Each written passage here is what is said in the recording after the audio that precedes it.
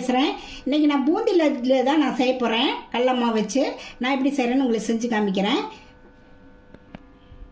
இதுக்கு வந்து கடல மாவு வந்து நல்லா ஜலிச்சு இதில் ஒரு பாத்திரத்தில் எடுத்து வச்சுக்கேன். இந்த மெஷரிங் கப்பில் வந்து 6 கப்பு எடுத்திருக்கேன்.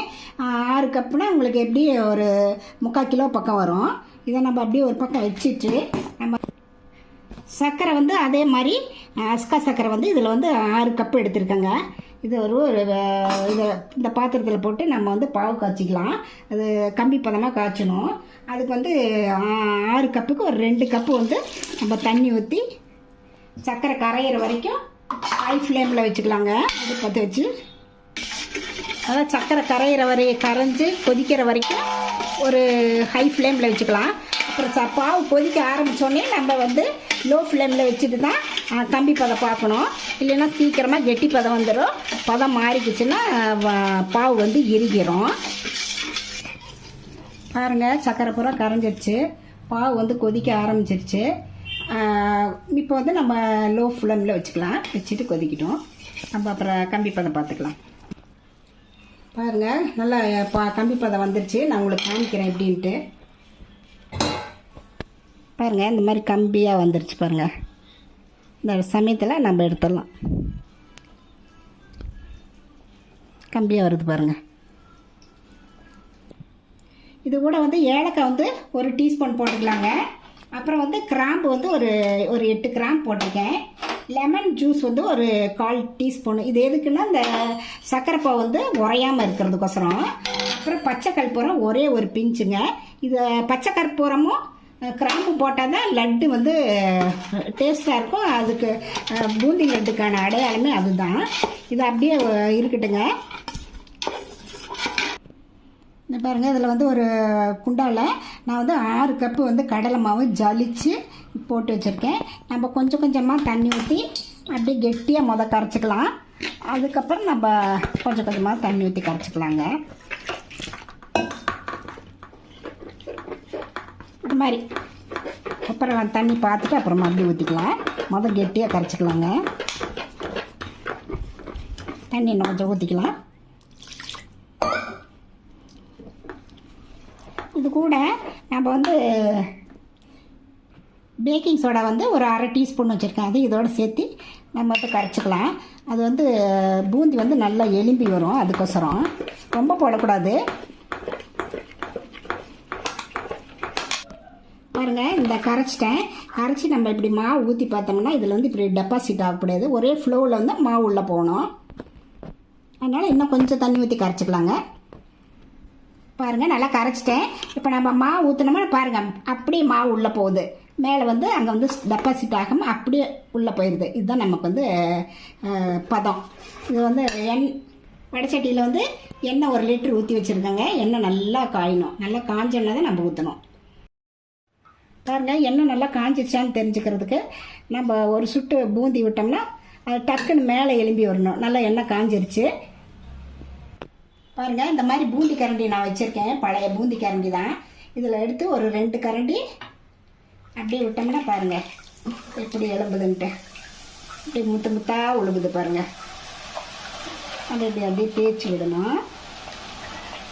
ஒரு 30 செகண்ட் இருந்த உடனே நாம் போய் எடுத்துடலாம்.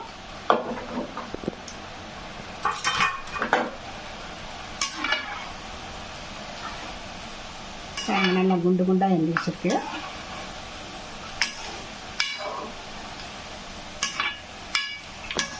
பாருங்க, 30 செகண்ட் ஆயிடுச்சு. நம்ம வந்து எடுத்துடலாம். இது வந்து ரொம்பவும் மொறுன்னு போகக்கூடாது, வேகாமல் வதன்னு எடுக்கக்கூடாது. இந்த மாதிரி நம்ம அரைச்சி எடுத்துடலாம். நம்ம காய்ச்சி வச்ச ஜீரோலையே நம்ம இதில் போட்டு கிளக்கி அப்பப்போ விட்டுடலாங்க.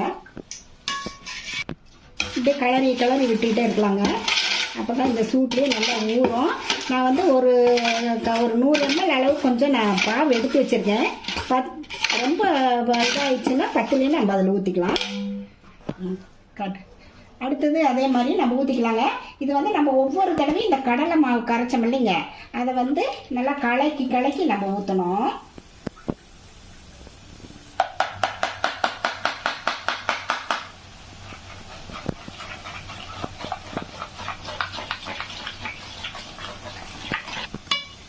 ஒவ்வொன்றும் 30 செகண்ட் 40 செகண்ட் இருந்தால் போதுங்க. அதே பண்ண அடுத்த இதையும் எடுத்து அதே இப்போ சர்க்கரை பாவில் போட்டு வச்சிடலாம்.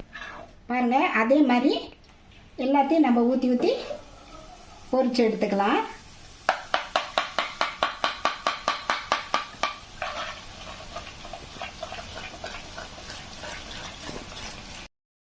கால்வாசிக்கு நான் எல்லாம் பொரிச்சு இதில் போட்டுட்டேங்க. மீதி ஒரு 3 இதுக்கு பொரிச்சதை வந்து இது மாதிரி வேற ஒரு பாத்திரத்தில் வச்சுருக்கேன். அதை மிக்சியில் போட்டு பல்ஸில் ஓட்டி நம்ம அதோடு சேர்த்திக்கலாம். பாருங்கள், நல்லா இந்த அளவுக்கு குறைன்னு அரைச்சி நம்ம இதோட சேர்த்திக்கலாங்க. நான் அந்த மீதியாக கொஞ்சம் பாவை எடுத்து வச்சேன் பாருங்கள், அதை இதோட சேர்த்து எல்லாம் நல்லா கலந்து கொடுக்கலாங்க. ஒரு கடாயில் நெய் ஊற்றி வச்சுருக்கேங்க, ஒரு 3 டேபிள் ஸ்பூனு. இதில் வந்து முந்திரியும் போட்டு வறுத்துக்கலாம். கூட திராட்சை வச்சுருக்கேன், அதையும் வறுத்துக்கலாம். இது கொஞ்சம் சவக்கட்டுங்க. திராட்சை இதோட சேர்த்துக்கலாங்க. கிஸ்மிஸ் பழம் அது நல்லா அப்படியே எலும்பி வரட்டும். பாருங்கள், நெய்யில் முந்திரி திராட்சை நல்லா வறுபட்டுருச்சு. இதை நம்ம வந்து அப்படியே அதில் சேர்த்திடலாம். பாருங்கள், இதில் அப்படியே சேர்த்து எல்லாம் ஒன்றா கிளறி விடலாம்.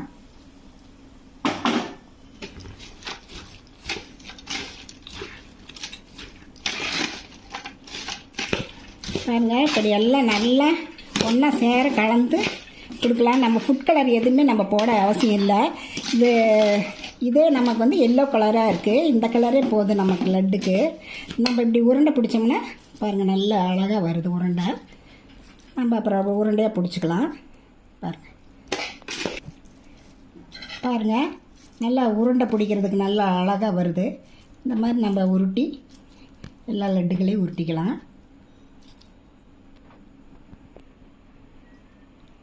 பாருங்கள், எல்லாம் உருட்டிட்டேன்.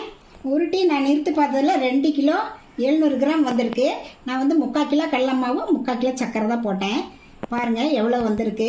நெய், முந்திரி, திராட்சை, ஏலக்காய், கிராம்பு, அப்புறம் பச்சை கற்பூரம் எல்லாம் போட்டு ரொம்ப வாசமாக ஜம்முன்னு இருக்குங்க. சாப்பிடவே ரொம்ப இனிப்பாக நல்ல டேஸ்ட்டாகவே இருக்குது. அது மாதிரி நீங்களே இனிமேலே நம்ம ஸ்வீட்லாம் வெளியிலேயே வாங்காமல் நாமளே இந்த மாதிரி ட்ரை பண்ணி வீட்லேயே செய்யலாம். நீங்களும் இது மாதிரி ட்ரை பண்ணி பார்த்துட்டு எப்படி இருக்குன்னு ரதியா சமையலுக்கு சப்ஸ்கிரைப் பண்ணுங்கள், லைக் பண்ணுங்கள், ஷேர் பண்ணுங்கள். அடுத்த வீடியோவில் வேறு ரெசிபியோடு சந்திக்கிறேன். வணக்கங்க.